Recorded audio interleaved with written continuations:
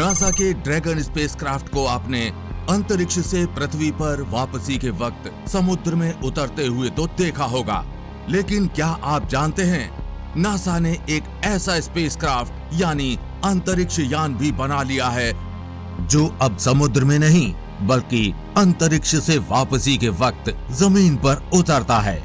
जी हाँ, एक ऐसा स्पेसक्राफ्ट जो पृथ्वी पर वापसी के वक्त जमीन पर उतरेगा।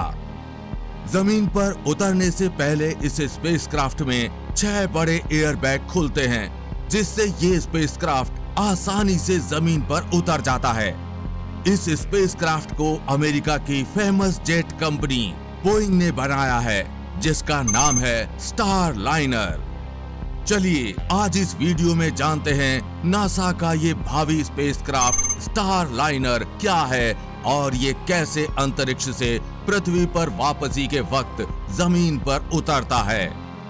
स्टार लाइनर इंसानों को अंतर्राष्ट्रीय अंतरिक्ष स्टेशन तक ले जाने वाला एक अंतरिक्ष यान है, जिसे अमेरिका की उसी बोइंग कंपनी ने बनाया है जो प्लेन बनाने के लिए पूरी दुनिया में चर्चित है।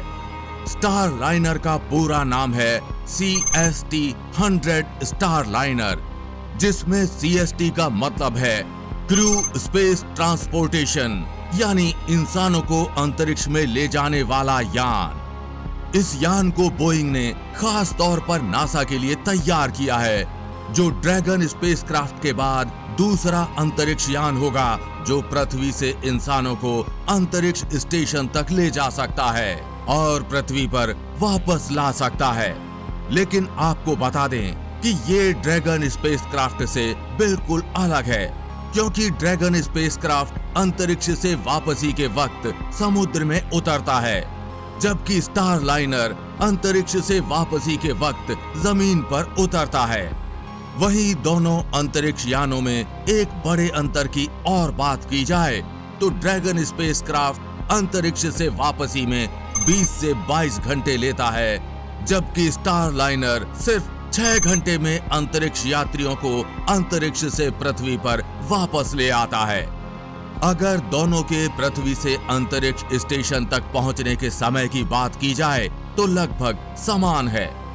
दोनों अंतरिक्ष तक पहुंचने में 24 से 28 घंटे का समय लेते हैं। इसी के साथ ड्रैगन में सिर्फ 4 अंतरिक्ष यात्रियों के बैठने की जगह है, जबकि स्टार लाइनर में 5 से 7 अंतरिक्ष यात्री बैठ सकते हैं। दोनों को ही नासा के लिए अलग अलग प्राइवेट कंपनियों ने बनाया है। ड्रैगन स्पेसक्राफ्ट को स्पेसएक्स ने, जबकि स्टार लाइनर को बोइंग ने बनाया है। स्टार लाइनर की सफल टेस्टिंग भी जून 2024 में कर ली गई है, जिसे क्रू फ्लाइट टेस्ट कहा गया था।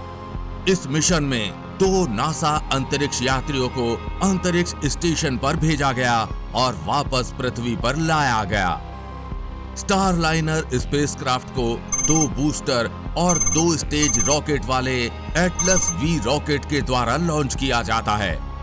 एटलस V रॉकेट लॉन्च के बाद तेजी से स्टार लाइनर को लेकर अंतरिक्ष की ओर बढ़ता है। रॉकेट लॉन्च के 1.5 मिनट और 50 किलोमीटर की ऊंचाई के बाद पहला सेपरेशन होता है, यानी दोनों सॉलिड बूस्टर्स अलग हो जाते हैं और पहली स्टेज का रॉकेट शुरू होता है। 4.5 मिनट और 140 किलोमीटर की ऊंचाई पर पहली कोर स्टेज रॉकेट और नोज कोन अलग हो जाते हैं और दूसरी स्टेज का रॉकेट शुरू होता है। 15 मिनट और 250 किलोमीटर की ऊंचाई पर दूसरी स्टेज का मेन रॉकेट भी अलग हो जाता है। अब बचता है सिर्फ स्टार लाइनर स्पेसक्राफ्ट, जो अपने थ्रस्टर्स इंजन को फायर करता है और धीरे धीरे लो अर्थ ऑर्बिट में 400 किलोमीटर ऊपर स्थित अंतर्राष्ट्रीय अंतरिक्ष स्टेशन से अगले 24 घंटे में जाकर डॉक यानी जुड़ जाता है। अंतरिक्ष स्टेशन से जुड़ने से अधिक स्टार लाइनर के पृथ्वी पर वापस आने की प्रक्रिया इंटरेस्टिंग है, क्योंकि ये जमीन पर उतरता है। चलिए अब आपको वो बताते हैं। पृथ्वी पर स्टार लाइनर की वापसी की प्रक्रिया शुरू होते ही सबसे पहले स्टारलाइनर अंतरराष्ट्रीय अंतरिक्ष स्टेशन से अनडॉक यानी कि अलग होता है। अलग होते ही स्टारलाइनर के थ्रस्टर्स फायर होते हैं और धीरे धीरे स्टारलाइनर अंतरराष्ट्रीय अंतरिक्ष स्टेशन से दूर होता जाता है और अपनी कक्षा बदलकर अगले 5 घंटे में पृथ्वी के करीब आता है। पृथ्वी पर उतरने की प्रक्रिया अंतिम 1 घंटे पहले शुरू होती है। प्रक्रिया शुरू होते ही सबसे पहले स्टारलाइनर का सर्विस मॉड्यूल अलग होता है और स्टारलाइनर तेजी से पृथ्वी की ओर बढ़ता है। पृथ्वी के उष्ण वातावरण में घुसते ही स्टारलाइनर आग का गोला बन जाता है और तेजी से पृथ्वी की ओर बढ़ता है। इस वक्त स्टारलाइनर को उसके नीचे लगी हीट शील्ड बचाती है। 25,000 फीट यानी कि 7.5 किलोमीटर की ऊंचाई पर सबसे पहले स्टारलाइनर स्पेसक्राफ्ट के 2 पैराशूट्स खुलते हैं और स्पेसक्राफ्ट की गति तेजी से धीमी होने लगती है।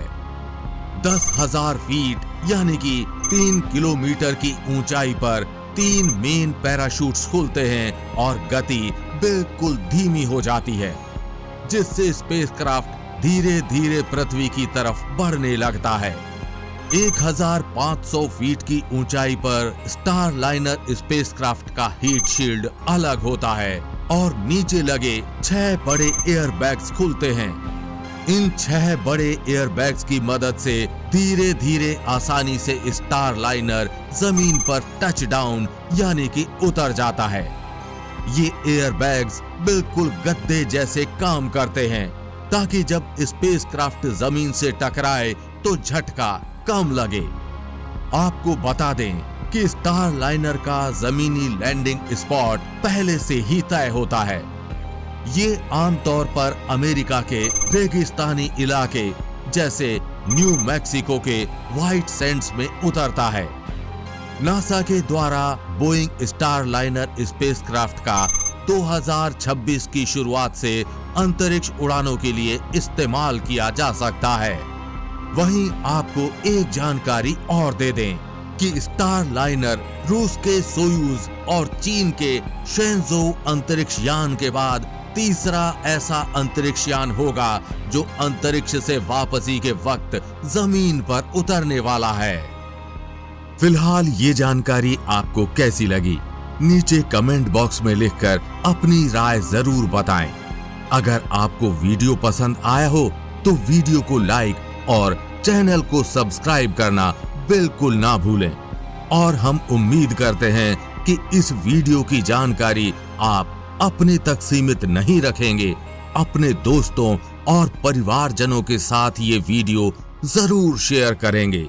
जल्द मिलेंगे ऐसी ही इंफॉर्मेटिव वीडियो के साथ। तब तक के लिए जय हिंद, जय भारत।